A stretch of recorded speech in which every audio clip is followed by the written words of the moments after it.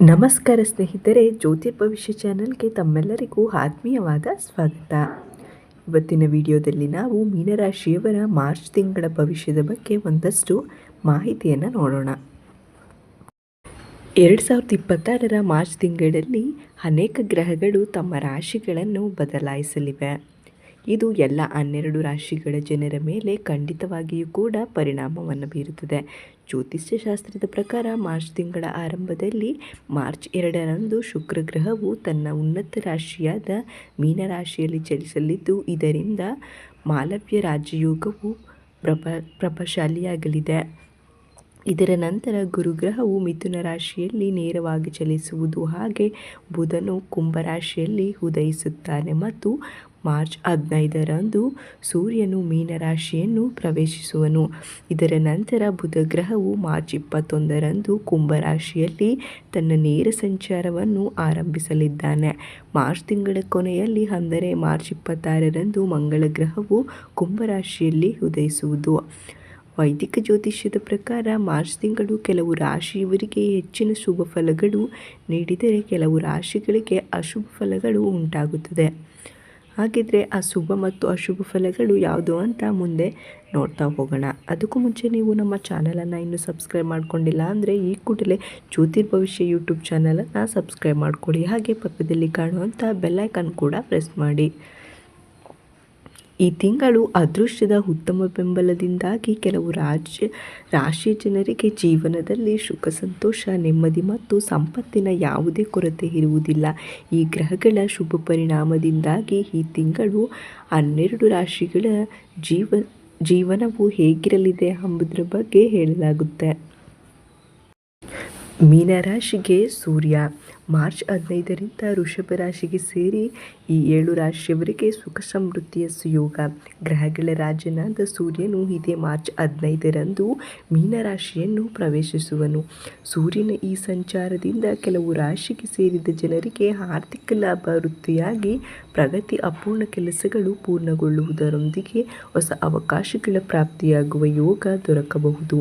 ಆ ಅದೃಷ್ಟಶಾಲಿ ರಾಶಿಗಳ ಬಗ್ಗೆ ಇಲ್ಲಿ ನೋಡೋಣ ಬನ್ನಿ.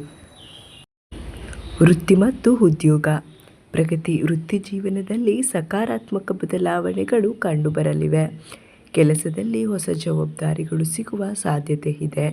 ಸ್ಥಳಾಂತರ. ಉದ್ಯೋಗದಲ್ಲಿ ವರ್ಗಾವಣೆ ಅಥವಾ ಹೊಸ ಅವಕಾಶಗಳಿಗೆ ಪ್ರಯತ್ನಿಸುತ್ತಿರುವವರಿಗೆ ಈ ತಿಂಗಳು ಪೂರಕವಾಗಿರಲಿದೆ. ಆರ್ಥಿಕ ಸ್ಥಿತಿ. ಧನಲಾಭ. ಮಾರ್ಚ್ 15ರ ನಂತರ ಸೂರ್ಯನು ಮೀನರಾಶಿಗೆ ಪ್ರವೇಶಿಸುವುದರಿಂದ ಆರ್ಥಿಕ ಲಾಭಗಳು ಹೆಚ್ಚಾಗಲಿವೆ.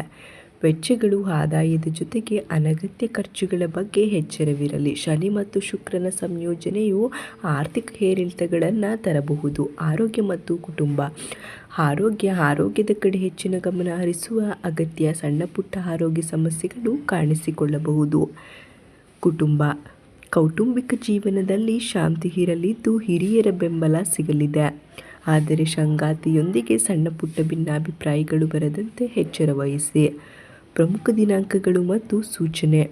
ಅದೃಷ್ಟದ ದಿನಗಳು. ಮಾರ್ಚ್ ತಿಂಗಳು ಮೀನರಾಶಿಯವರಿಗೆ ಕೆಲವು ವಿಷಯಗಳಲ್ಲಿ ಅದೃಷ್ಟದ ತಿಂಗಳು ಎಂದು ಪರಿಗಣಿಸಲಾಗಿದೆ. ಸಲಹೆ. ಹೊಸ ಹೂಡಿಕೆಗಳನ್ನು ಮಾಡುವ ಮುನ್ನ ಅನುಭವಸ್ಥರ ಸಲಹೆ ಪಡೆಯಿರಿ. ವರದಿಯಂತೆ ದೈನಂದಿನ ರಾಶಿಫಲಗಳನ್ನು ಗಮನಿಸುವುದು ಉತ್ತಮ. ಸಾಡೆ-ಸಾತಿ ಒತ್ತಡ ಮತ್ತು 12ನೇ ಮನೆಯ ವೆಚ್ಚಗಳನ್ನು ನಿಯಂತ್ರಿಸಲು ಮೀನರಾಶಿಯವರು ಈ ಪರಿಹಾರಗಳನ್ನು ಪಾಲಿಸುವುದು ಉತ್ತಮ. ಈಗಲೇ ಕಾಮೆಂಟ್ ಬಾಕ್ಸ್ನಲ್ಲಿ ಜೈ ಹನುಮಾನ ಅಂತ ಕಾಮೆಂಟ್ ಮಾಡಿ. ಹಾಗೆ ಈ ವಿಡಿಯೋಗೆ ಒಂದು ಲೈಕ್ ಕೊಟ್ಟು ಸ್ನೇಹಿತರು ಅಥವಾ ಬಂಧುಗಳಿಗೆ ಈ ಒಂದು ವಿಡಿಯೋನ ಶೇರ್ ಮಾಡಿ. ನಿದ್ರೆಗೆ ಪರಿಹಾರ. ಮಂಗಳ ರಾಹುವಿನಿಂದ ಉಂಟಾಗುವ ನಿದ್ರಾಹೀನತೆ ತಪ್ಪಿಸಲು ಮಲಗುವ ಮುನ್ನ ಪಾದಗಳನ್ನು ತಣ್ಣೀರಿನಿಂದ ತೊಳೆದುಕೊಳ್ಳಿ ಮತ್ತು ದಿಂಬಿನ ಕೆಳಗೆ ಸಣ್ಣ ಚೀಲದಲ್ಲಿ ಸೋಂಪು ಕಾಳುಗಳನ್ನು ಇಟ್ಟುಕೊಳ್ಳಿ.